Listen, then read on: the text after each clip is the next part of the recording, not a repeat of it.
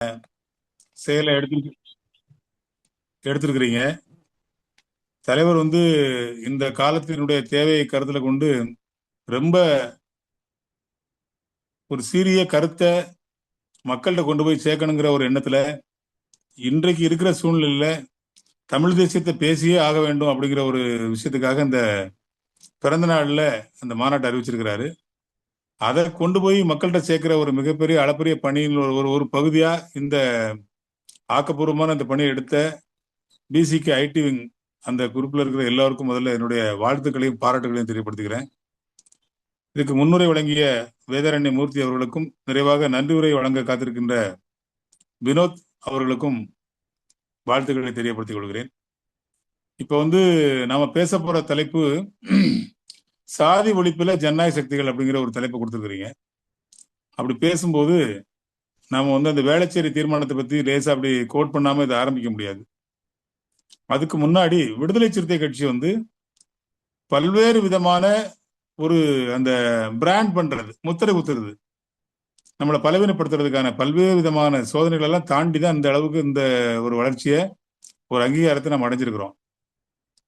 எப்படி அப்படின்னா, விடுதலை சிறுத்தை கட்சி தமிழ்நாட்டில் மக்கள் மத்தியில அந்த பரவலா வளர்ந்து வர காலகட்டத்தில் அவங்களால அதை ஏத்துக்க முடியல.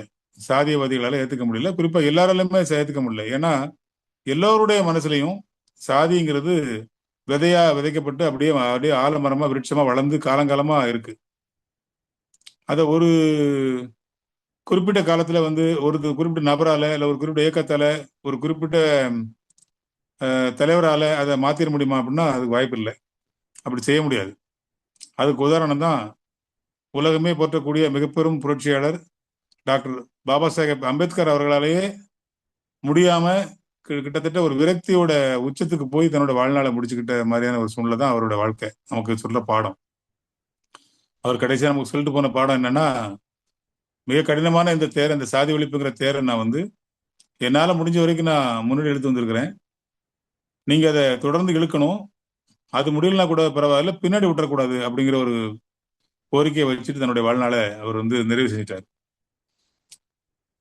இந்த ஒடுக்கப்பட்ட சமூகத்திலிருந்து ஒரு விழிப்புணர்வு ஏற்பட்டு அது ஒரு இயக்கமா பரிணமிச்சு அவங்க கேள்வி கேட்க ஆரம்பிச்சதுக்கு அப்புறம் அதை எதிர்கொள்ள முடியாத சாதியவாதிகள்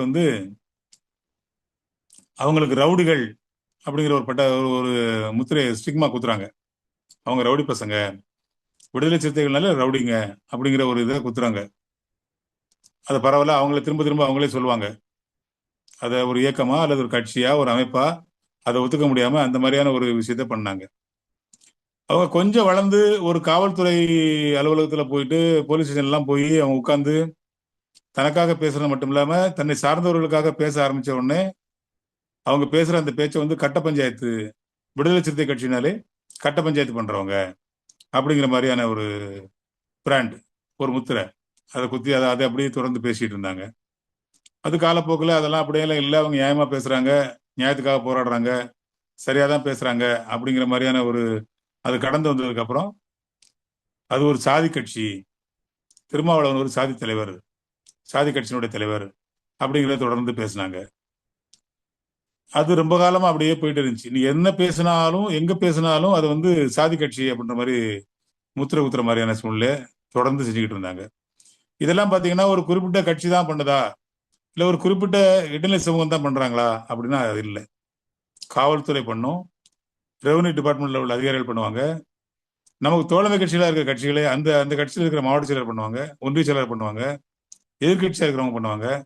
நமக்கு ஒரு பிரச்சனை அப்படின்னா, இந்த ஒடுக்கப்பட்ட மக்களுக்கு ஒரு பிரச்சனைன்னா அமைதியாகிவாங்க, வரமாட்டாங்க, அதுக்கு ஆதரவாக குரல் கொடுக்க மாட்டாங்க, போராட்ட களத்துக்கு வரமாட்டாங்க. ஆனா திருமாவளவன் ஏன் பேசல, அவர் ஏன் போகலைங்கிற மாதிரி ஒரு பேச்சு பேசுவாங்க.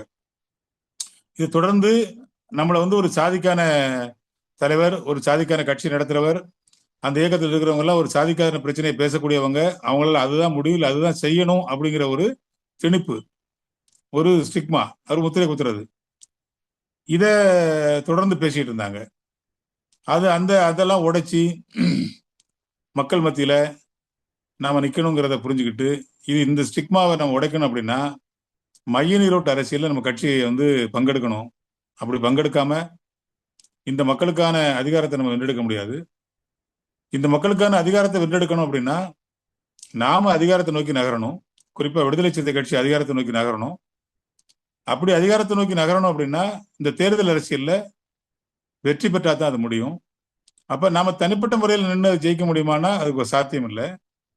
கொள்கையிலையும் சமரசம் இல்லாத ஒரு இயக்கத்தோட தான் நம்ம தோழமை வச்சுக்கணும், ஒரு கூட்டணி வச்சுக்கணும் அப்படின்னு நம்ம வந்து முடிவு பண்ணதுதான் திராவிட முன்னேற்ற கழகம், கம்யூனிஸ்ட் கட்சிங்க, அந்த மாதிரியான இஸ்லாமிய சக்திகள் இவங்களோட எல்லாம் சேர்ந்து நம்ம ஒரு தோழமை கட்சியோட கூட்டணி அமைச்சு நம்ம தேர்தல் காலத்துல வந்து நம்ம நிக்கிறோம், போட்டி போடுறோம்.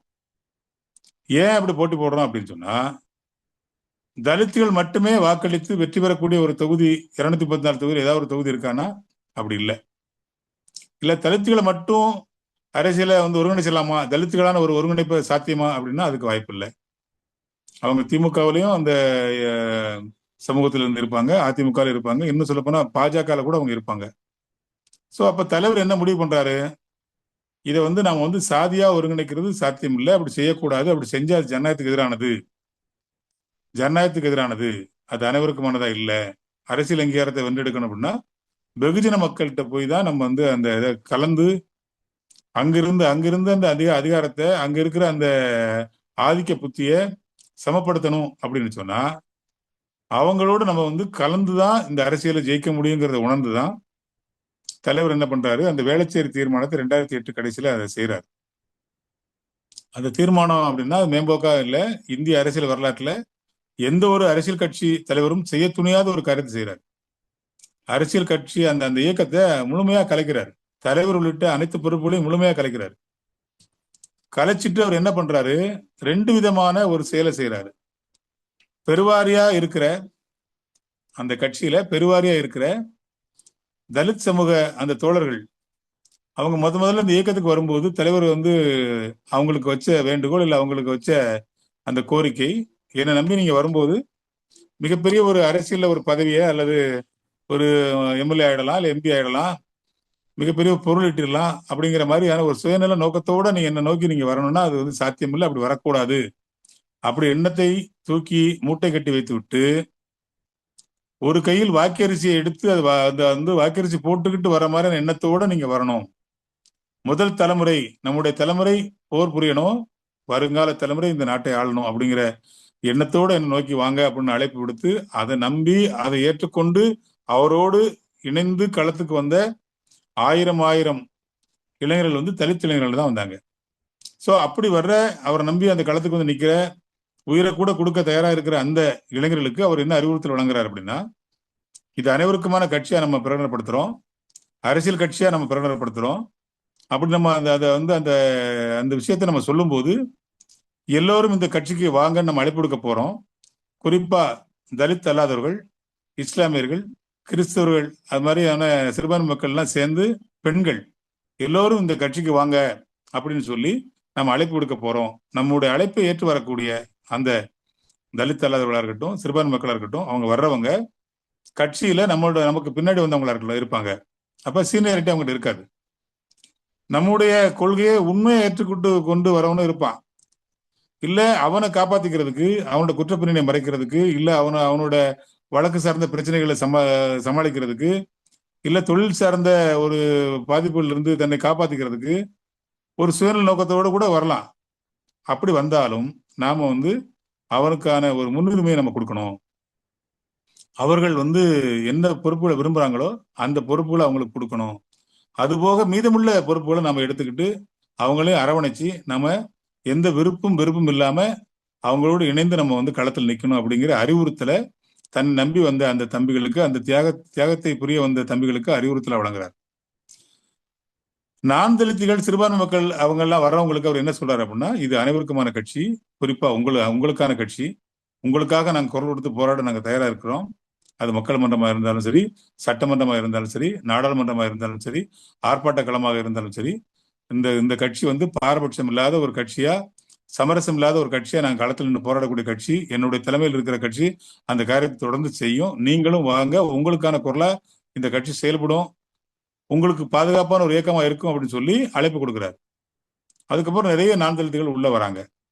சொன்னதை போலவே இன்று வரை, அன்று அறிவிச்ச 2008 அறிவிச்ச எழுச்சி தமிழர் இன்று வரை என்னை போன்று இந்த கட்சிக்கு உள்ளே வந்திருக்கின்ற இடைநிலை சமூகத்தைச் சேர்ந்த தோழர்களுக்கு ஒரு கோழி, தாய்க்கோழி தன்னுடைய குஞ்சை எப்படி இறக்கைக்குள் வைத்து பாதுகாப்பாக காப்பாற்றுமோ அது போன்ற ஒரு பாதுகாப்பு உணர்வை தந்து கொண்டிருக்கின்றார் எழுச்சி தமிழர்.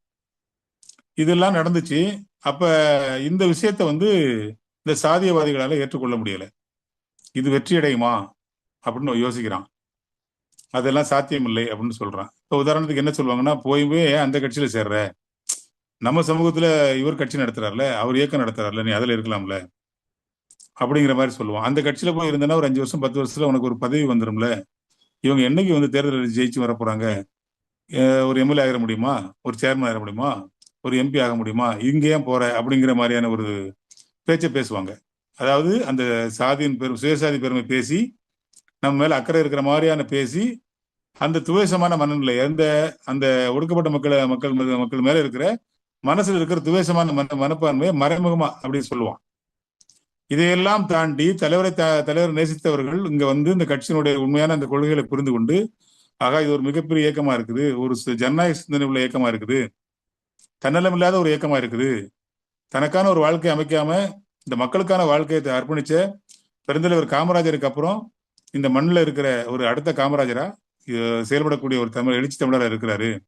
அவர் நமக்கான தலைவர், நம்ம எல்லாருக்குமான தலைவரா இருக்கிறாரு, எல்லா பிரச்சனைகளையும் பேசுறாரு, அறிவார்ந்த தலைவரா இருக்கிறாரு, தத்துவார்த்தமா தலைவரா இருக்கிறாரு, எதிர்காலத்தை நோக்கி சிந்திக்கிற தலைவரா இருக்கிறாரு, ஒரு சமூக சிந்தனையோட செயல்பட தலைவரா இருக்கிறாரு அப்படிங்கிறத உணர்ந்து கொஞ்சம் கொஞ்சமா அது உள்ள இன்னைக்கு நிறைய பேர் நிறைய பொறுப்புகள்ல மாவட்ட செயலாளர் உள்ளிட்ட அந்த ஆளுமை மிக்க பொறுப்புகள்ல துணை பொதுச் செயலாளர் இருக்கிறாங்க, கட்சியினுடைய முதன்மை செயலாளர் இருக்கிறாங்க, முன்னாடி பொருளாளர் இருந்தாங்க, அதுக்கு முன்னாடி பொதுச் செயலாளர் ஒருத்தர் இருந்தார், கலைக்கோட்டு உதயம்னு ஒருத்தர் இருந்தார், அவர் ஒரு நாடக சமூகத்தை சேர்ந்தவர், கட்சியினுடைய பொதுச் செயலாளர் இருந்தார். அப்படி எல்லாரும் வந்த யாரும் குறை சொல்லி இது நம்ம எதிர்பார்த்து வந்தது இல்லை அப்படின்னு பின்வாங்கவே முடியாத அளவுக்கு ஒரு ஒரு அரவணைப்பு மிக்க ஒரு கட்சியா அந்த கட்சி இயங்கிட்டு இருக்கு. அப்ப இதை மக்கள் ஏத்துக்கிறாங்க.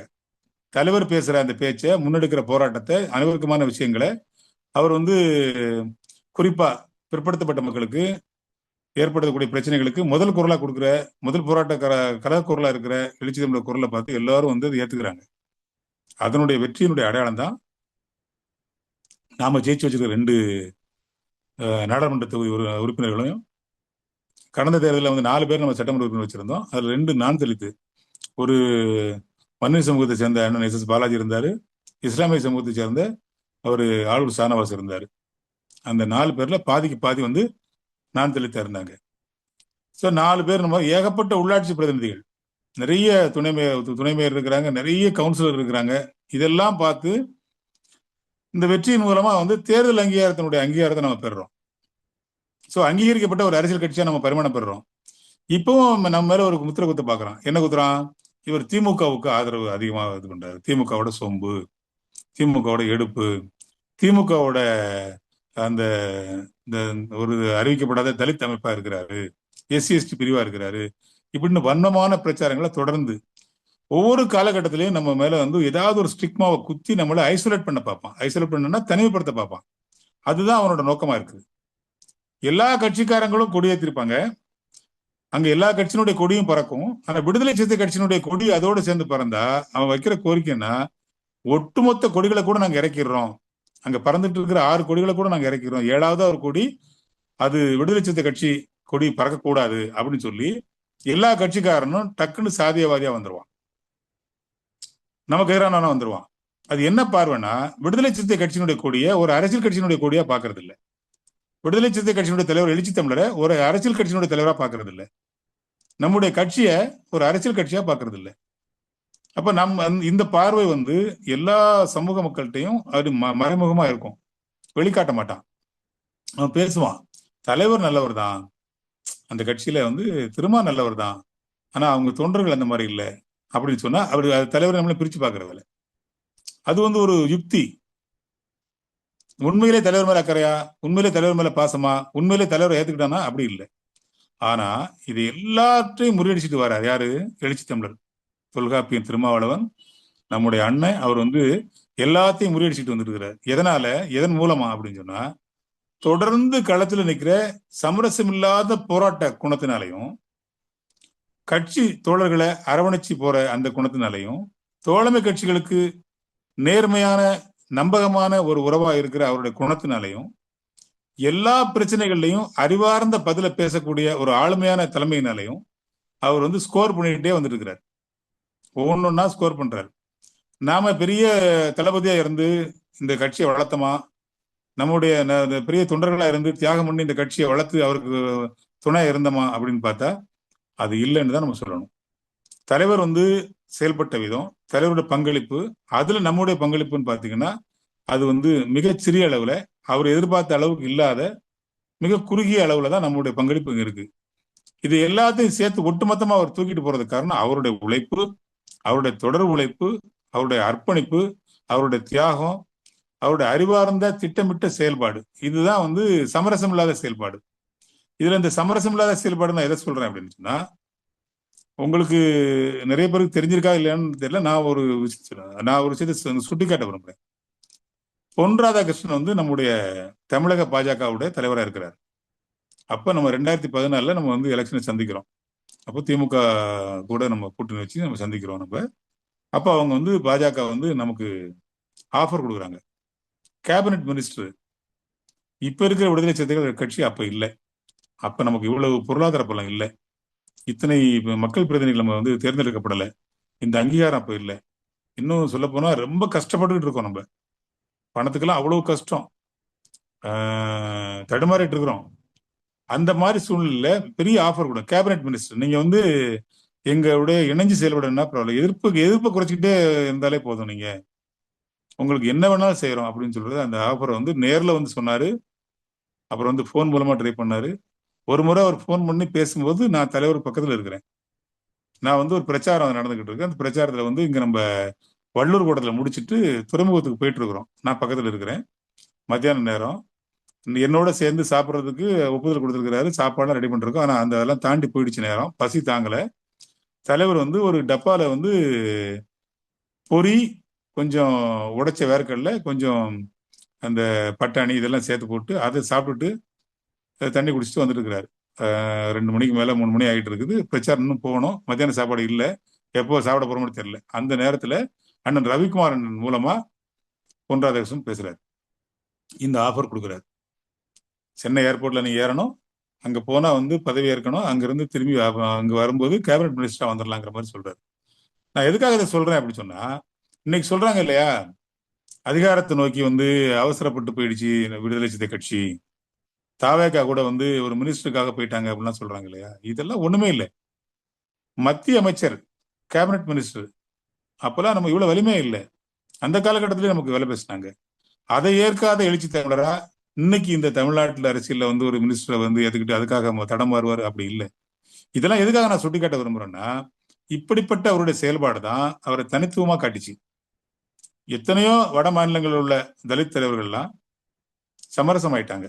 பாஜக கூட சமரசமாயி அந்த மந்திரி சபையில இடம்பெற்றுக்கிட்டு அவங்களுடைய அந்த உரிமைக்கான குரலை வந்து மட்டுப்படுத்திக்கிட்டாங்க. சமரசமே இல்லாத, சமரசமே செய்ய முடியாத, அடக்கவே முடியாத ஒரு குரலா, ஒரு ஜனநாயக குரலா, ஒரு சாதி ஒழிப்பு குரலா, ஒரு சமத்துவ குரலா ஒரு குரல் இந்தியாவில் ஒழிச்சுக்கிட்டு இருக்கு அப்படின்னா அது நம்முடைய அண்ணன், நம்முடைய தலைவர் எழுச்சி தமிழர் தொல்காப்பியன் திருமாவளவனுடைய குரல் தான் அப்படிங்கிறது தான் யதார்த்தமான உண்மை.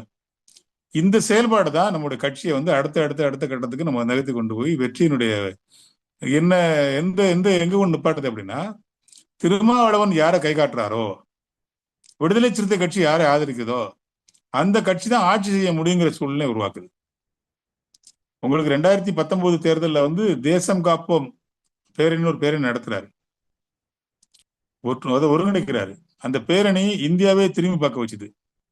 ஒட்டுமொத்தமா நம்ம பார்லிமெண்ட்ல நம்ம ஜெயிக்கிறோம். ஆனால் வட மாநிலங்கள்ல அவங்க மதத்தை தீவிரப்படுத்தி மத தூய்மை பேசி அதை அந்த மக்கள்கிட்ட போய் அந்த பிரிவினவாதத்தை தூண்டி விட்டு மத துவேஷத்தின் மூலமா அவங்களை ஒருங்கிணைச்சு வட மாநிலங்களில் பெருவாரியா வெற்றி பெற்று அவங்க ஆட்சி அமைச்சாங்க பாஜக.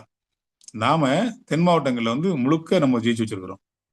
அதுக்கு முழு முதற் காரணம், அந்த கூட்டணி ஜெயிச்சதுக்கு, தமிழ்நாடு ஜெயிச்சதுக்கு முழு முதற் காரணம் எழுச்சி தமிழர் தான். ஏன் அப்படி சொல்றேன்னா, அந்த நேரத்துல வந்து நமக்கு வந்து ஒவ்வொரு முறையும் கூட்டணி வைக்கும்போது திமுக வந்து நமக்கு கேட்ட தொகுதியை தராது. அந்த அந்த காலகட்டம் வந்து தலைவர் அடிக்கடி சொல்லுவாரு, எனக்கு கடினமான காலகட்டம் அப்படின்னா அந்த தேர்தல் காலகட்டத்துல கூட்டணி பேசுறது, தொகுதி பங்கீடு பேசுறது, என்னுடைய அரசியல் வாழ்க்கையில கடினமான காலகட்டமா நான் உணர்றது அந்த காலகட்டத்தை தான் சொல்லுவாரு.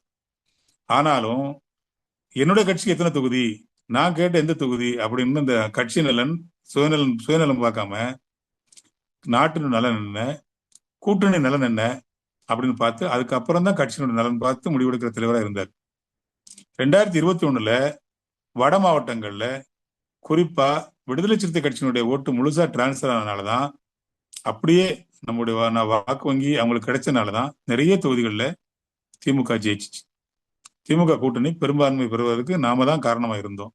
அத நான் சொல்லல, நம்முடைய அண்ணன், நம்முடைய தலைவர் சொல்லல. முன்னாள் முதலமைச்சர் முத்துவேல் கருணாநிதி ஸ்டாலின் அவர்கள் நம்முடைய கட்சி நடத்தக்கூடிய ஒரு விழாவில் சாட்சியா சொன்னார். நான் சொல்றேன், இன்றைக்கு நான் முதலமைச்சராக இருக்கிறேன் என்றால், இன்னைக்கு நான் வந்து திமுக தலைமையில் ஒரு ஆட்சி நடக்கிறது என்றால் அதற்கு காரணம் விடுதலை சிறுத்தை கட்சியினுடைய தலைவர், என்னுடைய அன்பு சகோதரர் டாக்டர் தொல்காப்பியன் திருமாவளவன் சொன்னது யாரு? மு.க. ஸ்டாலின். அப்படிதான் நம்ம வந்து கட்சியை வளர்த்துக்கிட்டு போயிருந்தோம். அப்ப இந்த இந்த இந்த அடுத்த அடுத்த ஸ்டிக்மா என்னதுக்கு நம்ம கொடுக்குறாங்க? திமுகவுக்கு மட்டும் கொடுக்குறாங்க, திமுகவுக்கு மட்டும் கொடுக்குறாங்க. நாம தொடர்ந்து போராடணும். திமுக இருக்கும்போது கூட நமக்கு எதிரான, மக்களுக்கு எதிரான எந்த செயல் நடந்தாலும் உடனே களத்துக்கு இறங்கி போராடுற அந்த போராட்ட களத்தை நம்ம அமைக்க தவறுனதே இல்லை. ஆனாலும் நமக்கு பெரிய லெவலில் அவங்க வந்து செஞ்சு கொடுத்தாங்களா, நம்மளோட கோரிக்கை நிறைவேற்றினாங்களா அப்படின்னா இல்லை. அதுக்கு ஒரு 2 உதாரணத்தை நம்ம சொல்லலாம். என்ன? சாதி ஆணவ படுகொலைக்கு எதிராக ஒரு தனிச்சட்டம் கேட்டோம். அதை நம்ம வந்து கோரிக்கையா வச்சோம். தலைவர் வந்து அறிக்கையா வெளியிட்டார். அப்புறம் நம்முடைய எம்எல்ஏக்கள் வந்து சட்டமன்றத்தில் அதை வந்து கோரிக்கையா வச்சாங்க. தனி தீர்மானம் கொண்டு வந்தாங்க. ஆனா அந்த அரசாங்கம் நெருக்கடி, நம்ம கொடுக்குற நெருக்கடி தாங்காம என்ன பண்ணாங்க அப்படின்னா, ஓய்வு பெற்ற நீதிபதி கே.என். பாஷா தலைமையில ஒரு ஆணையத்தை அமைச்சாங்க. அந்த ஆணையம் இப்பொழுது நடந்துகிட்டு இருக்கு. அந்த தற்காலிகமான ஒரு தீர்வை சொல்லி அதுல தப்பிச்சுக்கிட்டாங்க திமுக. அந்த சட்டத்தை நிறைவேற்றணும்னு நினைச்சிருந்தாங்கன்னா அதை ஏற்றுகிற உரிமை ஒரு மாநில அரசுக்கு இருந்துச்சு. அதை அவங்க செய்ய தவறிட்டாங்க. நமக்கு பெரிய ஒரு கரும்புள்ளியா இருக்கிற இன்னொரு விஷயம் வேங்கவேல். வேங்கவேல் இஷ்யூல கடைசி வரை குற்றவாளி இவன் தான் அப்படிங்கிறத அந்த நிரூபிக்கிறதுக்கு இல்ல அதை உறுதிப்படுத்துறதுக்கு திமுக அரசு தவறிடுச்சு. நாம பெரிய லெவல்ல அங்க களத்துல நின்று போராடணும். இங்க வள்ளூர் கூடத்துல போராட்டம் நடத்தணும். நம்ம சட்டமன்றத்துல பேசி பார்த்தோம், தனி தீர்மானம் கொண்டு வந்து பார்த்தோம். இன்னைக்கும் நம்மளை வந்து எவனாவது வந்து குறை சொல்றான்னா அது வந்து ஒரு விஷயமா பேசுறாரு அப்படின்னா அதை சொல்லி பேசுற அளவுக்கு ஒரு நம்மகிட்ட வந்து ஒரு கரும்புள்ளியா அது இருக்கிறதுக்கு காரணம் திமுக தான். கடந்த ஆட்சி காலம் நமக்கு வந்து அப்படிதான் இருந்துச்சு. ஆனாலும் அந்த 2021 தேர்தலில் கூட நமக்கு வந்து தொகுதிகள் வந்து நம்ம அதிகமா கேட்டோம். 10 தொகுதிகளுக்கு கீழே வந்து வேண்டவே வேண்டாம் எவ்வளவோ போராடணும். கடைசியா நமக்கு வந்து கம்மியா தான் கொடுத்தாங்க. 8 கொடுத்தாங்க, நம்ம வந்து 6 ஜெயிச்சோம். இப்ப இந்த தேர்தல்ல 26 தேர்தல்ல அந்த 21 வந்து அண்ணன் வந்து கடைசியா நம்மள்ட்ட, நான் உயர்நிலை குழுல இருக்கிறேன், அப்ப வந்து பேசும்போது சொல்றாரு, ஒரு கையில வந்து இதயத்தை, ரத்தம் கசிக்கிற இதயத்தை இருக்க பிடிச்சுக்கிட்டு இன்னொரு கையில் நான் கையெழுத்து போடுறேன். என் உயிரான விடுதலை சிறுத்தைகளை நீங்க என்னுடைய அந்த மனநிலை புரிஞ்சுக்கிட்டு நீங்க ஆதரவு கொடுங்கன்னு கேட்டுக்கிட்டு தான் போய் அறிவாலயத்தை கையெழுத்து போட்டாரு. இப்ப 26 எலெக்ஷன் வரும்போது நம்ம எதிர்பார்த்தோம் ஒரு 12 தொகுதியா நம்ம கண்டிப்பா கொடுப்பாங்க அப்படின்னு எதிர்பார்த்தோம். அண்ணன் வன்னியரசு மாதிரி உள்ள முன்னணி அந்த 2ஆம் கட்ட செயற்பாட்டாளர்கள் என்ன பண்ணாங்கன்னா ஒரு 25 தொகுதி தருவாங்க, 20 தொகுதி தருவாங்கன்னு எல்லாம் பேசினாங்க. அப்படி நம்ம கேட்கறதையே அவங்க வந்து நக்கலை விமர்சனம் பண்ணாங்க. அங்க இருக்கிற துரைமுருகன் அவங்க எல்லாம் வந்து இந்த முன்னணியில் இருக்கிறவங்க எம்.ஆர்.கே. பன்னீர்செல்வம், பொன்முடி, ஏவா வேலு போன்ற முன்னணியில் இருக்கிற 2ஆம் கட்ட அவங்க தலைவர்கள் வந்து அதை வந்து நக்கலா பதில் பேசினாங்க. இப்படிலாம் பேசக்கூடாதுங்கிற மாதிரி எல்லாம் அறிக்கை விட்டாங்க. அப்பவும் அமைதியா தான் இருந்தாரு. இந்த கூட்டணி செஞ்சிடக்கூடாது, நாம உருவாக்குன இந்த கூட்டணி தலைவரோட பார்வையில வந்து இங்க திமுக தலைமையில மதசார்பற்ற முற்போக்கு கூட்டணின்னா இங்க தமிழ்நாட்டை மட்டும் அவர் சிந்திக்கல. இந்தியா கூட்டணிங்கிற அந்த இந்தியா முழுமைக்குமான அந்த கூட்டணி வலுவா இருக்கணும். காங்கிரஸ் தலைமையில அந்த கூட்டணி வலுவா இருக்கணும். இந்த ஜனநாயக சக்தி வந்து நாட்டுக்கு தேவை. அப்பதான் இந்த சனாதன சக்தியை, பாஜகவை, மதவாத சக்தியை ஒழிக்கிறதுக்கு ஒரு எதிராக ஒரு அணி ஸ்ட்ராங்கா இருக்கணும். அதுக்கு தமிழ்நாடு அப்படிங்கிறத உணர்ந்துதான், சமரசம் செய்து கொண்டுதான் நம்ம வந்து ஒவ்வொரு தேர்தலையும் நம்ம கனத்த இதயத்தோட நம்ம அதை செஞ்சோம். இதுல என்ன பேக் ஃபயர் ஆகி போச்சு அப்படின்னா, நமக்கு விடுதலை சிறுத்தை கட்சியில் உள்ள கீழ்மட்டத்தில் உள்ள நிர்வாகிகள் எல்லாருமே நம்முடைய தலைவருக்கு அந்த தேர்தல் காலத்துல ஏற்படுகிற அந்த அவமானங்கள், அவமதிப்புகளை வந்து ஏத்துக்கல. அது எங்க கொண்டு போய் நிக்குதுன்னா, திமுக எதிர்ப்பு இல்ல அல்லது திமுக எதிர் மனநிலை அப்படிங்கிற எண்ணத்துல கொண்டு போய் யாரை கொண்டு போய் நிப்பாட்டிச்சுன்னா, நம்முடைய கேடர்ஸை கொண்டு போய் நிப்பாட்டிச்சு. ஓட்டு கேட்க வேண்டியவங்கள, ஓட்டு போட வேண்டியவங்கள அந்த மனநிலையை கொண்டு விட்டுருச்சு. அவங்க நம்முடைய தலைவரை அவமானப்படுத்துறாங்க, நம்ம எங்க அண்ணனை அவங்க இழிவுபடுத்துறாங்க, விடுதலை சிறுத்தை கட்சி அவங்க குறைச்சி மதிப்பீடு பண்றாங்க அப்படிங்கிற மாதிரி ஒரு கோபத்தை கொண்டு உருவாக்கிடுச்சு. அதுதான் இந்த தேர்தல்ல நம்முடைய ஓட்டு வந்து சரியா லெவலில் தலைவரே ஒரு தடவை சொன்னார் இல்லையா, சரியா வந்து ஒரு சில பேர் வேலை பார்க்கல அப்படின்னா, தலைவர் மேல உள்ள எந்த ஒரு கோபமோ வெறுப்போ, கட்சி மேல உள்ள கோபமோ வெறுப்போ இல்ல செயல்பாட்டுக்கு குறைபாடோ இல்ல, எல்லோருடைய மனநிலையும் திமுக எதிர்ப்பு மனநிலைக்கு நம்ம வந்து தள்ளப்பட்டிருக்கோம். சரி, நாமளே இப்படி தள்ளப்பட்டிருக்கோம்னு சொன்னா, நமக்கான வாக்கு வங்கியா இருக்கிற, நம்மை நேசிக்கிற, நமக்கு முழுமையாக ஆதரவு தெரியக்கூடிய அந்த ஓட்டர்ஸ் இருக்காங்க இல்லையா, வாக்காளர்கள், அவங்களும் திமுக எதிர்ப்பு மனநிலைக்கு போயிட்டாங்க. என்னதான் நாம நின்று போட்டி போட்டா கூட நம்ம ஓட்டு வந்து கன்சல்டேட்டா நமக்கு விழாம இருந்ததுக்கு ஒரு மிகப்பெரிய முக்கியமான காரணம். இப்ப யாருமே எதிர்பாராத ஒரு ரிசல்ட் வந்துருச்சு, தாவேக்கா ஆட்சி அமைக்குது. இப்ப என்ன சொல்றாங்க, நாம உயர்நிலை குழுவுல நானும் பங்கேற்றுக்கிட்டேன். தலைவர்கிட்ட நாங்க வச்ச கோரிக்கை, அண்ணா நீங்க வந்து கண்டிப்பா வந்து துணை முதல்வர் பதவியை நம்ம ஏத்துக்கணும். அது நாம சொல்லல, தாவேக்காவுடைய தலைவர் ஜோசப் விஜய் இப்போதைய முதல்வர் அப்ப நமக்கு கொடுத்த ஆஃபர் என்னன்னா, எழுச்சி தமிழர் தான் வரணும்னு சொன்னார் அவரு. அண்ணன் வன்னியரசு அவர்களையோ ஜோதிமணி அவர்களையோ அவங்க அழைக்கவே இல்லை. விசிகாவை பொதுவா அழைக்கல. அவங்க தலைவரை தான் கூப்பிட்டாங்க. துணை முதல்வரா நீங்க வாங்க, திருச்சி கிழக்குல நீங்க போட்டி போடுங்க, நாங்க ஜெயிக்க வைக்கிறோம், நீங்க எதுவும் யோசிக்க வேண்டாம். இன்னும் கொஞ்சம் அதிகமா சொல்ல போனா, அது ஏதோ டம்மி பதவி நீங்க நினைக்க வேண்டாம். துணை முதல்வர் பதவியை வந்து ஏதோ அதிகாரம் இல்லாத பதவியா நீங்க நினைக்க வேண்டாம். அது உங்களுடைய கௌரவத்துக்கு எந்தவித குறைபாடும் இல்லாத அளவுக்கு அந்த பொறுப்பை நாங்க உருவாக்கி தரோம், நீங்க வரணும் அப்படின்னு சொல்லி நேர்ல வந்து பேசும்போதும் முதல்வர் விஜய் வந்து நமக்கு வச்ச கோரிக்கை ஆஃபர் அதுதான். அது இல்லைன்னா கூட நீங்க எந்த துறையை கேட்டாலும் நீங்க எடுத்துக்கங்க, அமைச்சரவையில் இடம்பெறுங்க அப்படிங்கறத நமக்கு கொடுத்தாரு. ஆனா தலைவர் வந்து உயர்நிலை குழு சொன்னதையும் கேட்கல, தாவேக்கா தலைவர் விஜய் கொடுத்த ஆஃபரையும் கேட்கல. அவங்க சொல்றாங்கன்னு சொல்லி ஆதவ் மாதிரியான, புஷி ஆனந்த் மாதிரியான அவங்களுடைய இரண்டாம் கட்ட தலைவர்கள் வந்து நம்மளுக்கு திரும்ப திரும்ப சொன்ன அந்த விஷயத்தையும் கேட்கல. அவர் சொன்னார், எழுச்சி தமிழர் சொன்னது என்னன்னா, தாவேக்கா ஆதரவு அப்படிங்கிறத நீங்க சொல்லிட்டீங்க, எல்லாரும் ஒரே ஒட்டுமொத்தமா சொல்லிட்டீங்க, ஆட்சிக்கு ஆதரவு தரணும்னு சொல்லிட்டீங்க, அதை நான் கேட்டுக்கிறேன். ஆனால் நான் பங்கு பெறணும், நான் அமைச்சர்கள் பங்கு பெறணும் அல்லது நான் துணை முதலமைச்சர் ஆகணுங்கிற விஷயத்துல என்னுடைய மனசு நான் சார்ந்த விஷயமா இருக்கனால நான் எடுக்கிற முடிவை நீங்க கேட்டுக்கணும், என்னால அதை நான் ஒத்துக்க முடியாது. நீங்க சொல்றதுனால நம்ம கட்சியில இருந்து 2 பேர்ல சீனியரா இருக்கிற வன்னியரசு வந்து அந்த அமைச்சரவையில பங்கு பெறணும்னு ஒப்புதல் கொடுத்தாரு. அதை செஞ்சுட்டாரு, அது நடந்து போச்சு. இந்த திமுக நம்ம கிட்ட தோழமையா இருந்திருக்கு. அவங்க எத்தனையோ அவங்க செய்ய தவறிய விஷயங்கள் நம்ம செஞ்சிருக்கிறோம். அவங்க வந்து இந்த மதவாத எதிர்ப்புல, பிஜேபி எதிர்ப்புல வந்து அவங்க பின்னாடி தான் நிற்பாங்க. நாம தான் முன்களத்துல நின்று போராடி இருக்கிறோம். ஒவ்வொரு விஷயத்துக்கு நாம தான் மக்கள் மன்றத்துல போராடி இருக்கிறோம். நமக்கு பின்னாடி தான் அவங்க இருப்பாங்க. போராட்ட காலத்துல விடுதலை சிறுத்தை கட்சிக்கு அப்புறம் தான் எந்த கட்சியுமே, திமுக உள்ளிட்ட, அப்படி சமரசம் இல்லாத கட்சியா இருந்து நாம வந்து களத்தில் நிற்போம், நம்ம போராடுவோம். அந்த திமுக நாம போய் காங்கிரஸ்காரங்க யார்ட்டையுமே கேட்காம போய் ஆதரவு கொடுத்துட்டாங்க. கம்யூனிஸ்ட் கட்சியில் நாங்கள் வெளியில இருந்து ஆதரவு தெரிவிக்க போறோம் அப்படின்னு சொல்றாங்க. தலைவர் சொல்றாரு, கம்யூனிஸ்ட் கட்சிகளோடு இணைந்து அவர் எடுக்கும் முடிவை நாங்கள் சேர்ந்து எடுப்போம் தான் சொல்றாரு. உயர்நிலை குழுல இந்த மாதிரி முடிவு இந்த மாதிரி பேசியிருக்கிறாங்க, நாங்க இந்த மாதிரி முடிவு எடுத்திருக்கிறோம், எடுக்க போறோங்கிறத யார்கிட்ட போய் சொல்றாரு? முன்னாள் முதல்வர் முத்துவேல் கருணாநிதி ஸ்டாலின் அவர்கள்ட்ட அவங்க வீட்டுல போய் சொல்றாரு, அந்த உயர்நிலை குழுல நான் இருக்கிறேன். எங்கள்கிட்ட கடைசியா சொல்றாரு, ஒரு கட்சியினுடைய தலைவராக நான் எடுக்கிற எந்த முடிவாக இருந்தாலும் வழக்கம் போல் நீங்கள் ஆதரிக்க வேண்டும் அப்படின்னு சொல்லிட்டு நான் ஒரு விஐபி சந்திக்க போறேன், அதனால எனக்கு நேரம் ஆகுது, இந்த இணைப்பை துண்டித்துக்குள்ள நன்றி வணக்கம்னு சொல்றாரு. இணைப்பை துண்டிச்சுக்கிட்டு திரும்பி பார்த்தா டிவியில ஃபுல்லா தலைவர் தான் இருக்காரு. எங்க இருக்காருன்னா ஸ்டாலின் வீட்டுல இருக்கிறாரு. அவர் சொன்ன விஐபி முத்துவேல் கருணாநிதி ஸ்டாலின், அவரை போய் பாக்குறாரு. நான் ஏன் இந்த விஷயத்த உங்கள்கிட்ட சொல்றேன் அப்படின்னா, நாம தாவேக்காவை ஆதரிக்கணும்னு முடிவு பண்ணிட்டோம், கட்சியே முடிவு பண்ணிடுச்சு, உயர்நிலை குழு முடிவு பண்ணிடுச்சு, அந்த முடிவை தலைவர் ஒத்துக்கிட்டாரு. அதை ஏன் போய் அங்க போய் சொல்லணும் யாருக்கிட்ட? திமுக கிட்ட ஏன் சொல்லணும், திமுக தலைமை கிட்ட ஏன் சொல்லணும் அப்படின்னா அதுதான் நேர்மை, அதுதான் நேர்மறையான அரசியல், அதுதான் மனச்சாட்சி உள்ள ஒரு நம்பகத்தன்மையான அரசியல். அப்படி அந்த அரசியலை பண்றவர் தான் எழுச்சி தமிழர் டாக்டர் தொல்காப்பியன் திருமாவளவன். அந்த நேர்மைக்கு சொந்தக்காரர்.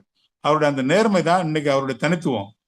அப்படிப்பட்ட ஒரு கொள்கை பற்றுடைய நேர்மையுடைய ஒரு தலைவருக்கு பின்னால் நாம நிக்கிறோம். ஆனா அதுவரை சரின்னு சொல்லி நம்முடைய நீங்க போயிட்டு வாங்க, தாவேக்கு ஆட்சி அமைக்கட்டும், நீங்க ஆதரவு கொடுங்க அப்படின்னு சொல்லி வழி அனுப்பின திமுக, வழி அனுப்பிய திமுக தலைவர், நாம ஆதரவு கொடுத்து அவங்க ஆட்சி அமைக்கிற வரைக்கும் அமைதியா இருந்த திமுக, நமக்கு அமைச்சரவையில் பங்கு அப்படிங்கிறத ஒரு 10 நாளைக்கு அப்புறம் எடுத்து முடிவு பண்ணும்போது நம்ம அமைச்சரவையிலையும் பங்கு பெற்றோம்னு சொன்ன உடனே ஒட்டுமொத்தமா நம்மளை எதிரியா பாக்குறான். புதுசா ஒரு வார்த்தை கண்டுபிடிக்கிறான், சோபா மாடல் ஆட்சி அப்படின்றான். இந்த உதயநிதி என்ன பண்ணுவான்னா, முதல்ல ஒரு செங்கலை தூக்கிட்டு பிரச்சாரம் பண்ணாப்புல, நல்லா ஞாபகம் இருக்கான்னு தெரியல, ஒரு செங்கலை தூக்கிட்டு அதை காட்டிக்கிட்டே பிரச்சாரம் பண்ணாப்புல. அந்த அந்த எலெக்ஷன்ல திமுக கூட்டணி ஜெயிக்குது. அவர் நினைச்சுக்கிட்டாரு அவர் தூக்கி காட்டின செங்கலால தான் ஜெயிச்சேன்னு சொல்லிட்டு. இந்த தேர்தலில் அவர் வேலை பண்ணாரு. எடப்பாடி வந்து அந்த அம்மையார் சசிகலா அம்மையார் காலில் விடுற மாதிரி படத்தை காட்டி இப்படி காட்டி காட்டி அந்த பிரச்சாரம் பண்ணாரு. அவர் ஏதாவது ஒன்றை பிடிச்சு தொங்குவாரு. பெரிய கொள்கை பேசக்கூடிய கலைஞர் மாதிரியான அந்த அறிவார்ந்த சிந்தனை எல்லாம் எதுவுமே கிடையாது அவர்கிட்ட. அந்த கொள்கை புரிதலாம் அவருக்கு கிடையாது. இப்ப அந்த ஆள் வந்து வாய்க்கு வாய் சட்டசபையில சொல்றாரு, சோபா மாடல் ஆட்சி, நம்மள்ட்ட ஒரு சில பேர் இருந்தாங்க, நம்ம தான் போங்கன்னு சொன்னோம், அங்க போகணும்னு அமைச்சர்ல பங்கு கொடுத்த உடனே அவங்க ஆசைக்கு ஆசைப்பட்டு அங்க போயிட்டாங்க அப்படின்னு சொல்லி ஒரு விளைவகக்கூடிய ஒரு மலிவான அரசியல்வாதியாக யாரை சித்தரிக்கிறான், நம்முடைய தலைவர் எழுச்சி தமிழை சித்தரிக்கிறான். இதுதான் நான் சொல்றேன். ஒவ்வொரு ஸ்டேஜ்லையும் ஒவ்வொரு ஸ்டிக்மா ஒரு முத்திரை குத்த பார்ப்பான். இப்ப நம்ம அதிகார பசி உள்ளவங்க அல்லது அதிகாரத்துக்காக தடுமாறுறவங்க அப்படிங்கிற ஸ்டிக்மா இப்ப குத்துறான். அதை தாண்டி மீடியாக்களை கையில எடுத்து தலைவர் வந்து மாத்தி மாத்தி பேசுறாரு. விடுதலை சிறுத்தை கட்சி தலைவர் வந்து காலைல ஒண்ணு பேசுறாரு, சாயங்காலம் ஒண்ணு பேசுறாருன்னு சொல்லி மட்டமான ஒரு சில கைக்கூலிகளை வச்சு, இணைய கைக்கூலிகளை வச்சு, இந்த யூடியூப் ரூட்டஸ் வீரமணி மாதிரியான ஆளுங்களை, அந்த பையன் நடுவுரல் ஒரு இது பண்றான் ஒரு பையன், அது மாதிரியான ஆட்கள் எல்லாம் வச்சுக்கிட்டு நமக்கு எதிரான ஒரு சோசியல் மீடியால ஒரு வெறுப்பு பிரச்சாரத்தை பண்ணி ஒரு ஸ்டிக்மா, நான் முதல்ல இருந்தே சொல்லிட்டு இருக்கேன், ரவுடின்ற ஸ்டிக்மால இருந்து இப்ப எங்க வந்து நிக்கிறான்னு சொன்னா தடுமாற்றமா இருக்கிறான் திரும்ப, கொள்கை தடுமாற்றம் இருக்கிறான் திருமாவுக்கு. என்ன காரணத்தினாலன்னு சொன்னா அதிகாரம் வந்துருச்சான். என்ன அதிகாரம் வந்துச்சு, அவர் 15 வருஷத்துக்கு முன்னாடியே கேபினட் மினிஸ்டர் ஆயிருப்பாரு. அவர் அந்த எங்க அதிகாரம், இப்ப எதை அவன் பேசியிருக்கணும், தனக்கு வந்த வாய்ப்பை தன்னுடைய கட்சியினுடைய தொண்டர்களுக்கு கொடுத்திருக்கிறாரு. ஆசைப்படாதவர் திருமா இப்படி ஒரு தலைவர் இருப்பாரா அப்படின்னு ஒரு பெருமையா பேச வேண்டிய இந்த ஊடகங்கள் இப்படி பேசுது. இதுக்கு என்ன காரணம், இந்த இந்த ஸ்டிக்மாக்கெல்லாம் திரும்ப திரும்ப அவர் அப்படியே வந்து ஒதுக்குறதுக்கு, ஐசோலேட் பண்றதுக்கு, தனிமைப்படுத்துறதுக்கு என்ன காரணம்னா இந்த இங்கதான் நம்ம இப்ப பேச வேண்டிய தலைப்பினுடைய விஷயம். அதுதான் சாதிய உளவியல். இந்த உளவியல் தான் எல்லார்கிட்டையும் இருக்கு. ஏற்கனவே நான் சொன்னேன், ஒரு குறிப்பிட்ட சமூகம் நமக்கு எதிராக இருக்கா, இல்ல, ஒட்டுமொத்த சமூகமும் நமக்கு எதிராக இருக்கு. ஆனா எல்லாருமா இருக்காங்கன்னா இல்ல. எல்லா சமூகத்தில் இருக்கிற சாதியவாதிகள், எல்லா சமூகத்தில் இருக்கிற சனாதனவாதிகள், எல்லா அரசியல் கட்சியில் இருக்கிற சனாதனவாதிகள், எல்லா அரசியல் கட்சியில் இருக்கிற சாதியவாதிகள், அதே மாதிரி அதிகாரிகள்ல சாதியவாதிகளா இருக்கிற அதிகாரிகள், சாதியவாதியா இருக்கிற காவல்துறை அதிகாரிகள், இத்தனை பேரையும் எதிர்த்து தான் நம்ம போராட வேண்டியிருக்கு. ஏன் போராட வேண்டியிருக்கு அப்படின்னு சொன்னா, இது நேற்றோ ஒரு 100 ஆண்டுக்கு முன்னாலேயோ 200 ஆண்டுகளுக்கு முன்னாலேயோ இல்ல ஒரு 300 ஆண்டுகளுக்கு முன்னாலேயோ கட்டமைக்கப்பட்ட இந்த அடுக்குமுறை சாதிய கட்டமைப்பு இல்லை. எத்தனை 1000 ஆண்டுகளுக்கு முன்னால் இது கட்டமைக்கப்பட்டது நமக்கு தெரியாது. நமக்கு தெரிய அது வர்ணாசிரமத்திலிருந்து கட்டமைக்கப்பட்டிருக்கிறது, இந்துத்துவாவிலிருந்து கட்டமைக்கப்பட்டிருக்கிறது, பிராமணியத்திலிருந்து கட்டமைக்கப்பட்டிருக்கிறது. இதை நம்ம வந்து பேசும்போது அது ஒரு இந்துத்துவான்னு சொல்லும் போது இந்துக்களை போய் தாக்குற மாதிரி இருக்குமேன்றதுக்காக, பார்ப்பனியம் சொல்லும் போது பிராமணர்களை எதிர்ப்பா மாறிடக்கூடாதுன்றதுக்காக ரொம்ப ஜாக்கிரதையா தலைவர் கையாண்ட வார்த்தை தான் சனாதனம். சனாதனம்னா என்னன்னா மாற்ற முடியாதது அல்லது மாற்றக்கூடாதது, நிலைத்து நிற்கக்கூடியது அப்படிங்கிற மாதிரியான நேரடியான அர்த்தம். யாரால, ஆண்டவன் பேர்னால, பகவான் கிருஷ்ணராலேயே உருவாக்கப்பட்டது, அது மாறாதது, மாற்றவே முடியாதது அப்படின்னு சொல்லி இதுல இருந்து பிறந்தவன் இவன், அதுல இருந்து பிறந்தவன் அவன் சொல்லி மூளையில இருந்து, தோல்ல இருந்து, அப்புறம் வந்து வயத்துல இருந்து, தொடையில இருந்துன்னு சொல்லி 4 வர்ணங்களை பிரிச்சு 5வது வர்ணம் அவர் வர்ணம் அவர்ணாஸ் பஞ்சமர்கள்னு சொல்லி இதுல எதுலையுமே அடங்காதவங்க, அவங்க எல்லாருக்கும் கீழானவங்கன்ற மாதிரியான ஒரு தோற்றத்தை உருவாக்கி இந்த கட்டமைக்கப்பட்ட அதனுடைய மறு வடிவம் தான் இன்றைக்கு சாதிய கட்டமைப்பு. இதை அடிச்சு நொறுக்காம, இதை ஒழிக்காம, இதை உடைக்காம சமூகம் நிலைபெறாது, சமத்துவம் வராதுன்னு சொல்லி அந்த மாபெரும் புரட்சியை செய்தவர் தான் புரட்சியாளர் டாக்டர் அம்பேத்கர். அவர் என்ன விஷயம் சொன்னாருன்னா, எங்கேயுமே உலகத்துல இல்ல, சக மனிதனை வந்து அடிமைப்படுத்துற, சக மனிதனை வந்து ஒரு மதத்தின் பெயரால் அடிமைப்படுத்துகிற ஒரு நாடு இருக்குன்னா அது இந்தியா தான். அது ஒரு மதம் இருக்குன்னா அது இந்து மதம் தான். அந்த டிஸ்கிரிமினேஷன், அந்த அந்த பாகுபாடு இங்கதான் இருக்குங்கிறது தான் அவர் வந்து இதுக்கு எதிராக வந்து ஓங்கி குரல் கொடுத்தாரு. வாழ்நாள் முழுக்க போராடினாரு. அவரு நல்வாய்ப்பாக அவர் கையில போய் இந்திய அரசியலமைப்பு சட்டத்தை வடிவமைக்கிற, உருவாக்குகிற அந்த பொறுப்பு வந்ததுனால, அவர் உருவாக்கிய சட்டம் எல்லோருக்கும் பொதுவாக இருக்கிறதுனாலதான் இப்ப இன்னைக்கு என்ன பண்றான், அதை உடைக்க பாக்குறான். அம்பேத்கர் உருவாக்கின இந்திய அரசியலமைப்பு சட்டம் நவீன இந்தியாவை உருவாக்குகிறது. அந்த இந்திய அரசியலமைப்பு சட்டம் சமத்துவ இந்தியாவை, ஜனநாயக இந்தியாவை கட்டமைக்கிறது. அதை மையப்படுத்தி தான் ஆட்சி செய்ய முடியும். மனு நீதியால் ஆட்சி செய்ய முடியாது, வர்ணாசிரமத்தை நிலைபெற செய்ய முடியாது, மதத்தின் பெயரினால் அந்த பாகுபாட்டை திணிக்க முடியாது. அந்த அரசியலமைப்பு சட்டம் வந்து அப்படியே ஃப்ரேம் போட்டு நிக்குது, எதிராக நிக்குது, கேடயமா நிக்குது. யாருக்கு எதிரா? சனாதன சக்திகளுக்கு எதிரா. யாருக்கு ஆதரவா? ஒடுக்கப்பட்ட விளிம்புநிலை மக்களுக்காக ஆதரவா? ஜனநாயக சக்திகளுக்கு ஆதரவா கேடயமா நிக்கிறது எதுனா இந்திய அரசியலமைப்பு சட்டம். அப்ப அதை அவன் குறி வைக்கிறான், அதை உடைக்க பாக்குறான், அதை விலை பேச பாக்குறான். தலைவரையும் விலை பேச பார்த்தான். அதுக்கு நம்ம அடங்கல. அப்ப அதுக்கு அடங்காத ஒவ்வொரு சூழ்நிலையும் வலிமை பெற நம்ம மேல உள்ள ஸ்டிக்மா மாறிட்டே தவிர அந்த ஸ்டிக்மா, அந்த முத்திரை குற்றப்பட்டு கொண்டே இருக்கிறது. இப்ப சோசியல் மீடியா உலகமா இருக்கு. அப்படியே ஈஸியா பிராண்ட் பண்ணிடலாம், ஒருத்தர் மேல ஒரு முத்திரையை குத்திரலாம், அவர் இப்படிப்பட்டவர் தான் அப்படிங்கிறத நிறுவிடலாம் அப்படிங்கிறத இன்றைய சோசியல் மீடியா நமக்கு உணர்த்திக்கிட்டு இருக்கு. உங்களுக்கு ஞாபகம் இருக்கான்னு தெரியல, தேமுதிக தலைவர் விஜயகாந்த் அவர்களை வந்து ஒரு குடிகாரன், ஒரு சுயபுத்தி இல்லாம இருக்கிறாரு, சுயநினைவு இல்லாம இருக்கிறாரு, அவரை சுய கட்டுப்பாடு இல்லாம பேசுகிறாரு அப்படிங்கறத அப்படியே பிராண்ட் பண்ணி அவரையும் சேர்த்து நாம களத்தில் நின்றதுனாலதான் மக்கள் கூட்டு நம்ம தோத்து போயிட்டோம். அந்த பிராண்டு அதுக்கு பொருத்தம் இல்லாத நபர். நாம அவரை முதலமைச்சர் ஆக்குறதுக்கு ஒப்புதலோட தான் போய் நின்னோம். 4 பேர் தான் முதல்ல போயிருந்தோம். விடுதலை சிறுத்தை கட்சி, மதிமுக, இந்திய கம்யூனிஸ்ட், மார்க்சிஸ்ட் கம்யூனிஸ்ட், 4 பேர் தான் மக்கள் நல கூட்டணி ஆரம்பிச்சோம். அப்ப நமக்கு பெரிய ஆதரவு இருந்துச்சு. அதுக்கப்புறம் தான் வந்து தேமுதிக உள்ள வருது, அதுக்கப்புறம் தமாக உள்ள வருது, ஒவ்வொருத்தரா உள்ள வராங்க. இந்த எண்ணிக்கை கூட கூட இது ஒருவேளை வந்து இது வலிமை பெற்றால், திமுக அதிமுகவுக்கு மாற்று சக்தியாக இது உருவாகிவிட்டால், அங்கே விவரம் தெரிஞ்ச ஒருத்தர் இருக்கிறாரு, ஆளுமை உள்ளவர் ஒருத்தர் இருக்கிறாரு, அறிவார்ந்த ஒருத்தர் இருக்கிறாரு, அவர் தான் டாக்டர் திருமா. அவர் வலிமை பெறுவார். அவருடைய கட்டுப்பாட்டுல தமிழ்நாடு போயிரும். அது போயிடக்கூடாதுங்கிறதுக்காகத்தான் ஒட்டுமொத்தமா அப்படியே பிராண்ட் பண்ணி அவரை அடிச்சாங்க. யார? விஜயகாந்த் அடிச்சாங்க. நம்ம தோத்தோம். இது எதுக்காக நான் சொல்ல வரேன்னா, எப்பவுமே இந்த மீடியாக்கள் இந்த வேலையை தெளிவா செய்வாங்க. அப்பெல்லாம் வந்து பார்த்தா மெயின் ஸ்ட்ரீம் மீடியா செஞ்சிருந்த வேலையை இப்ப சோசியல் மீடியா செய்யுது. அந்த மெயின் ஸ்ட்ரீம் மீடியா செய்யும் போது இந்த சோசியல் மீடியால முன்னணியில் இருந்த தம்பிகள் யாருன்னு பார்த்தா விடுதலை சிறுத்தை கட்சி தான். அந்த தம்பிகள் தான் சோசியல் மீடியா அவங்க கட்டுப்பாட்டுல இருந்துச்சு, முகநூல் அவங்க கட்டுப்பாட்டுல இருந்துச்சு, வாட்ஸ்அப் அவங்க கட்டுப்பாட்டுல இருந்துச்சு. ஆனா இன்றைக்கு அப்படி நிலைமை இருக்கான்னா அது இல்லை. இப்ப தலைவர் வந்து தமிழ் தேசிய மாநாடுன்னு ஒரு மாநாட்டை அறிவிச்சிருக்காரு இல்லையா? அது பெரிய விஷயம், நிறைய விஷயம். அது அது அது யாரு தமிழ் தேசியம் பேசணும், ஏன் பேசணும் அப்படிங்கிறதெல்லாம் இருக்கட்டும். அதை பேசுவதற்கான கட்சி விடுதலை சிறுத்தை கட்சி, பேசுவதற்கு தகுதியான தலைவர் எழுச்சி தமிழர், அவர் பேசுறாரு.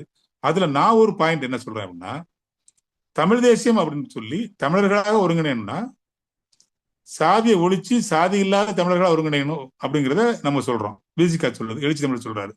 அப்ப சாதி ஒழிப்புடன் கூடிய தமிழ் தேசியத்தை நம்ம முன்னிறுத்துறோம். அப்ப எதை ஒழிக்க பாக்குறோம்?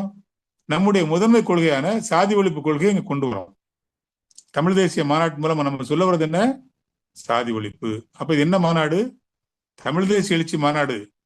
ஆனா மறைமுகமா அது என்ன மாநாடு? சாதி ஒழிப்பு மாநாடு. அப்ப தமிழர்களை ஒருங்கிணைன்னு சொன்னா இந்த சாதிய பாகுபாடு இருக்கக்கூடாது. அப்ப அதை ஒழிக்கணும்னு சொன்னா அங்க சமத்துவம் நிலை பெறணும். அங்க தெலுங்கு தேசியம் பேசக்கூடாது, கன்னட தேசியம் பேசக்கூடாது, நமக்கு எதிரி அவங்கன்னு கட்டமைக்க கூடாது. அது போலி தமிழ் தேசியம். தமிழ் தேசியத்துக்கு எதிரான தேசியம் அப்படின்னா இந்தி தேசியமா தான் இருக்க முடியும். அப்ப இந்த புரிதலோட இந்தியாங்கிற ஒரு தேசத்துக்குள்ள அடங்கி இருக்கிற ஒரு தமிழ் தேசியம் தமிழர் நலன் சார்ந்து இருக்கணும், தமிழர் உரிமை சார்ந்து இருக்கணும், அந்த உரிமை முன்னுரிமை சார்ந்த விஷயமா இருக்கணும், மொழி உரிமை சார்ந்த விஷயமா இருக்கணும், அந்த மொழிக்கான பாதுகாப்புக்கு உள்ளடக்கினதா இருக்கணும், நம்முடைய புராதனங்கள் இருக்கு இல்லையா அது பாதுகாக்கப்படணும், அது நிலைப்படுத்தப்படணும், அந்த வரலாற்று பதிவுகள்லாம் பதியப்படணும். இதையெல்லாம் சேர்த்த தமிழ் தேசியமா நம்ம இருக்கணும்னு சொன்னா அது சமத்துவமான தமிழ் தேசியமா இருக்கணும். தமிழர்களாக நாங்க ஒருங்கிணைன்னு சொன்னா அங்க நாடாரா, கோனாரா, பன்னீரா, பல்லரா, பறையரா, அருந்ததியரா அந்த அப்படி சேர்ந்து போய் நின்று பேச ஆரம்பிச்சா, சிந்திக்க ஆரம்பிச்சா தமிழர்கள் ஒருங்கிணைய முடியாது. நீ இன தூய்மைவாதம் பேசினாலோ, சாதி தூய்மைவாதம் பேசினாலோ, நீ மொழி தூய்மைவாதம் பேசினாலோ அது பிரிவினவாதத்தில் தான் போய் நிற்கும். அப்படி நம்ம செய்ய முடியாது. இன்னும் ஒரு படி மேல போய் தலைவர் சொல்றாரு, தமிழ் தேசத்தை ரொம்ப கூர்மைப்படுத்தினா தனித்தமிழ்நாடுல போய் நிற்கும். அப்ப இந்திய தேசத்துக்கு எதிரான தேசமா போய் மாறிடும். இது ரொம்ப கவனத்தோடு கையாள வேண்டிய விஷயம் தமிழ் தேசியம். அதை மக்கள்கிட்ட புரிய வைக்க வேண்டியதுக்காகவும் போலி தமிழ் தேசியம் பேசக்கூடிய இந்த அறகுறை சுயநலவாதிகளை முகத்திரை கிழிக்க வேண்டிய தேவை இருக்கிற காரணத்தினாலையும் தான் எழுச்சி தமிழர், அனைவருக்குமான தலைவர், மாபெரும் மக்கள் தலைவர், மகத்தான தலைவர் இந்த விஷயத்தை எடுத்திருக்கிறாரு. ஆக இது மறைமுகமா என்னன்னா சாதி ஒழிப்பு மாநாடு தான். இப்படிப்பட்ட தலைவருக்கு கீழே நாம நிக்கிறோம்னா நம்ம என்ன செய்யணும்? நாம புதுசா கொள்கை பேச வேண்டியதில்லை, நாம புதுசா தத்துவம் பேச வேண்டியதில்லை, நாம எந்த கருத்தியலையும் கண்டுபிடிச்சு பேச வேண்டியதில்லை. அதிலெல்லாம் கரை கண்டவர், இன்றைக்கும் நேற்றைக்கும் நாளைக்கும் சேர்த்து யோசிக்கக்கூடிய மாபெரும் தலைவர், இரண்டாம் புரட்சியாளர் நம்முடைய டாக்டர் தொல்காப்பியன் திருமாவளவன் பின்னால் நம்ம நிற்கணும்னா நம்முடைய உழைப்பையும் நம்முடைய அர்ப்பணிப்பையும் அவருக்கு பின்னால் நம்ம செஞ்சோம்னா இந்த தலைமுறை அந்த அர்ப்பணிப்பு தலைமுறை இருந்ததுன்னு சொன்னா நாம பணத்துக்காகவோ பதவிக்காகவோ கட்சியில பொறுப்புக்காகவோ இல்ல தேர்தல் பொறுப்புக்காகவோ மனசுல வச்சுக்கிட்டு அந்த குறுகிய அரசியலை முன்னெடுக்காமல் கொள்கை சார்ந்த அரசியலை, இயக்கம் சார்ந்த அரசியலை, ஆரம்பத்துல பேசின இந்த 5 கொள்கையில முன்னெடுக்கிற எழுச்சி தமிழர் இரா திருமாவளவன் பேசிய அரசியலை நாம் புரிந்து கொண்டு அதன் பின்னால் நம்ம நிற்கிற மாதிரியான தம்பிகளா மறுபடியும் அந்த வாக்கரிசியை போட்டுக்கிட்டு அரசியலுக்கு வந்த தம்பிகளோட நினைவுகளை போற்றுகிற தம்பிகளா இருக்கணும். இந்த இடத்துல நான் இன்னொரு விஷயத்த சொல்றேன். அப்படி எண்ணற்ற அந்த தலைவரோட தம்பிகள், இப்ப நமக்கு அண்ணன், அவங்கெல்லாம் நிறைய பேர் உயிரை பலி கொடுத்துட்டாங்க. அவங்களோட ஆசை நிறைவேற்றா இல்லை.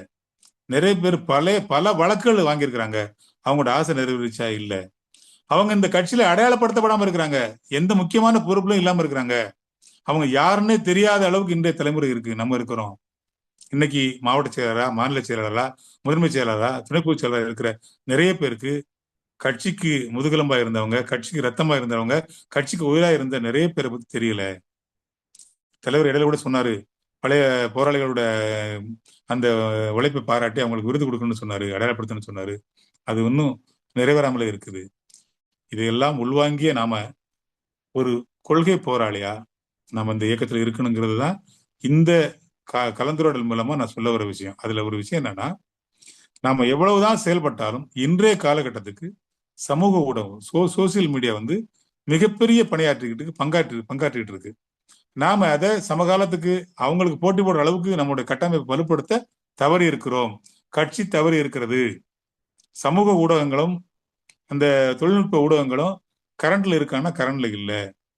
நமக்கிட்ட இருக்கிற ஒரு பெரிய பிளஸ் பாயிண்ட் என்னன்னா, கட்டமைப்பு வலிமையா இல்லைன்னா கூட கட்சிக்காக, தலைவருக்காக, கொள்கைக்காக உண்மையாக போராடக்கூடிய கொள்கைவாதிகள் உங்களை போல தம்பிகள் நிறைய பேர் இருக்கிறாங்க. உண்மையா இருக்கிறாங்க, தியாகம் பண்றதுக்கு தயாரா இருக்கிறாங்க, உழைக்க தயாரா இருக்கிறாங்க. அவங்க போராடுறாங்க. திமுக ஒரு கவுண்டர் போட்ட உடனே எடுத்து போராடுறாங்க. பாஜக ஒரு தப்பு பண்ண உடனே போராடுறாங்க. களத்துல கரண்ட்ல இருக்கிறாங்க. அவங்களோட உழைப்புனாலதான் நாம இந்த அளவுக்கு சோசியல் மீடியால பேலன்ஸ் பண்ணிட்டு இருக்கோம். வெற்றிகரமா வந்துட்டோமானா இல்ல, பேலன்ஸ் பண்ணிட்டு இருக்கிறோம். வெற்றிகரமா வரணும்னா இந்த அணியை வலுவாக கட்டமைக்க வேண்டிய தேவை கட்சியினுடைய தலைமைக்கு இருக்கிறது. நான் அதை பலமுறை தலைவரிடம் நேரடியாக சுட்டி காட்டியிருக்கிறேன். பொதுக்கூட்டங்கள்லையும் பேசியிருக்கிறேன். இப்ப மண்டல செயற்குழுலையும் தொடர்ந்து பேசிக்கிட்டு வந்துகிட்டு இருக்கிறேன். என்னுடைய குரல் உங்களுடைய குரலா?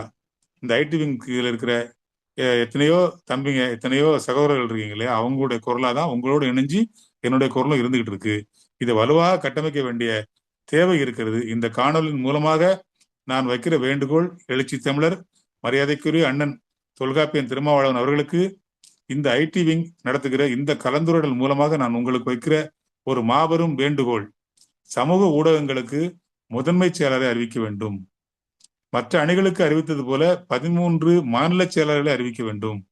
அதை தாண்டி கட்சியை போல, இளைஞருக்கு எழுச்சி பாசறையை போல, மகளிர் விடுதலை இயக்கத்தை போல சமூக ஊடகத்திற்கு முகாம் வரைக்கும் பொறுப்பை அறிவிக்க வேண்டிய ஒரு தேவை இருக்கிறது. நீங்கள் அந்த அணியை அப்படித்தான் கட்டமைக்க வேண்டும், அப்படி வலுப்படுத்த வேண்டும். அத்தனை பொறுப்புகளிலும் பங்காற்றுவதற்கு அத்தனை தம்பிகளும் நம்முடைய கட்சியில இருக்கிறாங்க. அவங்க எதையும் எதிர்பார்க்கல. நான் மாநில செயலாளர் இருந்தாதான் செயல்படுவோங்கிறது எதிர்பார்க்கல, நான் மாவட்ட அமைப்பாளர் இருந்தாதான் செயல்படுவோங்கிறது எதிர்பார்க்கல. அவங்க எல்லா தளத்திலும் இறங்கி வேலை செய்வதற்கு, அடித்து ஆடுவதற்கு உங்கள் தம்பிகள் தயாராக இருக்கிறார்கள். இதை நீங்க முதல்ல சீரியஸா எடுத்துக்கிட்டு ஐடி விங்குக்கும் சரி தனியான ஒரு அணி அமைக்கணும், சமூக ஊடகங்களுக்கு ஒரு சோசியல் மீடியாவுக்கு தனியான ஒரு அணி அமைக்கணும். இரண்டையும் ஒவ்வொரு முகாம் வரைக்கும் கொண்டு போற அளவுக்கு பொறுப்பாளர்கள் நீங்க கொண்டு போகணும். நீங்க ஆரம்பத்துல சொன்னீங்க, மறுசீரமைப்பு பண்ணும்போது சொன்னீங்க நீங்க, ஆனா எழுச்சி தமிழர் அவர்களே, நீங்கள் 234 தொகுதிகளுக்கு மாவட்ட அமைப்பாளர், மாவட்ட செயலர் போடும்போது அத்தனை மாவட்டங்களிலும் சமூக ஊடகத்திற்கு ஒரு மாவட்ட அமைப்பாளர் போடுவதாக நீங்கள் ஏற்கனவே சொன்னீர்கள். அதை நீங்க மறந்திருக்க மாட்டீங்கன்னு நம்புறோம். இந்த காணொலி மூலமா, இந்த கலந்துரையாடல் மூலமா உங்களுக்கு நினைவூட்ட விரும்புகிறோம். அப்படி ஒரு வலுவான கட்டமைப்பை நீங்கள் உருவாக்கி அவர்களுக்கு உங்கள் தலைமையில் பயிற்சி கொடுக்க வேண்டும். என்ன பேசணும், எப்படி பேசணும், யார்கிட்ட பேசணும், எதை பேசக்கூடாது, யார்கிட்ட பேசக்கூடாதுங்கிற அந்த புரிதலை அந்த தொண்டர்கள்ட்ட, அந்த தம்பிகள்கிட்ட நீங்க கொண்டு சேர்க்கணும். இப்ப இருக்கிற கட்சியினுடைய துணை பொதுச் செயலாளர்கள்லாம் வீரியமா கருத்தியலை கொண்டு போகக்கூடியவங்க நிறைய பேர் இருக்கிறாங்க. அவங்களாவே கருத்தியலா களமாடுறவங்க, பதிவு போடுறவங்க நிறைய பேர் இருக்கிறாங்க. அவங்களையும் இதுல உள்ளடக்கணும். உதாரணத்திற்கு சானவாஸ் மாதிரியான ஆட்களை, பாலாஜி மாதிரியான ஆட்களை, சிந்தனை செல்வன் மாதிரியான ஆட்கள் எல்லாம் இதுல பங்கு பெற வைக்கணும். ரவிக்குமாரன் எல்லாம் இதுல பங்கு பெற வைக்கணும். நீங்கள் பங்கு பெற வேண்டும். எழுச்சி தமிழர் அவர்கள் நீங்கள் பங்கு பெற வேண்டும். நீங்கள் தலைமை தாங்க வேண்டும். இந்த சோசியல் மீடியா நெட்வொர்க்கை நீங்க வலிமை பெற செய்தால் நம்முடைய கட்சி மாதிரி செயல்படக்கூடிய ஆற்றல் வாய்ந்த தோழர்கள், உண்மையாக கூலி வாங்காமல் செயல்படக்கூடிய உண்மையான தோழர்கள் எந்த கட்சியிலும் கிடையாது என்பதை நான் மறுபடியும் உங்களுக்கு நினைவூட்ட விரும்புகிறேன். ஆகவே சாதி ஒழிப்பு களத்தில் சமரசமாக போராடக்கூடிய விடுதலை சிறுத்தை கட்சியில் எத்தனையோ இடைநிலை சமூகத்தில் உள்ளவர்கள் உண்மையாக ஒரு தலித்தாகவே வாழ்ந்து கொண்டிருக்கின்றார்கள். விடுதலை சிறுத்தை கட்சியின் பார்வையில் தலித் என்பது சாதியை மையப்படுத்தி அல்ல. தலைவர் சொன்னதை போல விடுதலை சிறுத்தை கட்சிக்கு 2 ஜாதி உண்டு. ஒன்று அதிகாரத்தோடு தொடர்புடைய, அதிகாரம் செய்யக்கூடிய, ஆட்சி அதிகாரம் செய்யக்கூடிய ஒரு ஜாதி. அதிகாரத்தோடு தொடர்பே இல்லாத, பாதிக்கப்பட்டு நொறுங்கி சிறுண்டு கிடக்கக்கூடிய உழைக்கும் மக்கள் இருக்கிற ஒரு ஜாதி, அதிகாரத்தோடு தொடர்பு இல்லாத ஜாதி. இந்த 2 ஜாதி தான் இங்க சமூகத்துல இருக்குது. அதுதான் ஜாதி யாருக்கு? விடுதலை சிறுத்தை கட்சிக்கு. அதை தாண்டி 2 விதமான மக்கள் இருக்கிறாங்க. ஒருத்தங்க பாதிப்பை உண்டாக்குறவன் இருக்கிறான், ஒருத்தன் பாதிக்கப்படுறவன் இருக்கிறான். அப்படி நடந்தா அதுல பாதிக்கப்பட்டவன் யாரோ அவங்க கூட தான் விசிகா நிற்கும். நம்மை பொறுத்தவரை அவர்தான் தலித். ஒரு பிராமணன் பாதிக்கப்பட்டு ஒரு பழைய சமூகத்தை சேர்ந்த ஒருவர் ஆதிக்கம் செலுத்தினால் நாம் நிற்க வேண்டியது அந்த பிராமணன் பக்கத்துல தான், அந்த பாப்பன் பக்கத்துல தான். நம்முடைய பார்வையில யார் பாதிக்கப்படுறாங்களோ அவங்க தான் தலித்து. யார் அதிகாரத்தோட தொடர்பு இல்லாம போராடுறாங்களோ அவங்க தான் தலித்து. யாரு சிதறுண்டு கிடக்குறாங்களோ, நொறுங்கி போய் கிடக்குறாங்களோ அவங்க தான் தலித்து. பிறப்பின் அடிப்படையில நாம் சாதியாக பார்ப்பதில்லை விடுதலை சிறுத்தை கட்சி. இதே மனநிலையில் தான் சமூகம் கட்டமைக்கப்பட வேண்டும். இதே மனநிலையில் தான் மற்ற கட்சிகளும் சாதியை அணுக வேண்டும் என்பதற்காகத்தான் நாம் சாதி ஒழிப்பை முன்னெடுக்கிறோம். அதை நம்ம புரிஞ்சுக்கணும். களத்துல நிறைய நம்ம பங்களிப்பு செய்ய வேண்டியிருக்கு. சரி, நம்ம இப்படிலாம் செஞ்சுட்டா இந்த காலகட்டத்துல, நம்முடைய காலகட்டத்துல, நம்முடைய வாழும் காலத்துல அது நடந்துருமா? நம்ம அண்ணன் எழுச்சி தமிழர் திருமாவளவன் காலத்துல அந்த சாதியை ஒழிச்சிடலாமான்னா முடியாது. ஆனா அது எதுக்காக சொல்ல வரேன்னா, புரட்சியாளர் அம்பேத்கர் எடுத்த தேரை எழுச்சி தமிழர் எடுத்துட்டு இருக்கிறாரு. நாமளும் சேர்ந்து இழுக்கணும். சாதி ஒழிப்பு தேரை நிலைபெற செய்யணும்னா நம்ம காலத்துல முடியுமானா நம்ம பையன் காலத்துல முடியலாம், நம்ம பேரங்காலத்துல முடியலாம். ஆனா நம்முடைய பங்களிப்பு 100% இருக்கணும். உங்கள் அனைவருடைய பங்களிப்பும் சமூக ஊடகங்கள் வாயிலாக மிகச்சிறப்பாக இருக்கணும். தொடர்ந்து பேச வேண்டும். நிறைய அவமானங்கள் நீங்க சந்திப்பீர்கள், நிறைய தாக்குதலை சந்திப்பீர்கள். நான்லாம் சமூக ஊடகத்தில் ஒரு கருத்து போட்டேன்னா உடனடியா நேரடியாவே என்ன தாக்குறான், குடும்பத்தையே தாக்குறான், என் குடும்பத்தையே வந்து அசிங்கப்படுத்துற மாதிரி பேசுறான். அதையெல்லாம் தாண்டித்தான் நான் வந்து பதிவு போட்டிருக்கிறேன். தம்பிகள் ஆதரவு நிறைய பேர் கொடுக்குறாங்க. என்னை இழிவுபடுத்தி பேசினா தம்பிங்க வந்து உள்ள வந்து புகுந்து எங்க அண்ணன் அப்படின்னு சொல்லி வந்து எனக்காக பேசுறாங்க. நான் அதை பார்க்கிறேன். இது தொடர வேண்டும். சமூக ஊடகங்களிலே விடுதலை சிறுத்தை கட்சி முதன்மையான கட்சியாக மிளர வேண்டும். சாதி ஒழிப்பு காலத்திலே தியாக தலைமுறையாக நாம் தொடர வேண்டும் என்பதை இந்த கூட்டத்தின் வாயிலாக உங்களுக்கு வலியுறுத்தி, நாம் அனைவருமே ஜனநாயக சக்திகள், நாம் அனைவருமே சாதி ஒழிப்புக்கு களத்தில் நிற்பவர்கள்.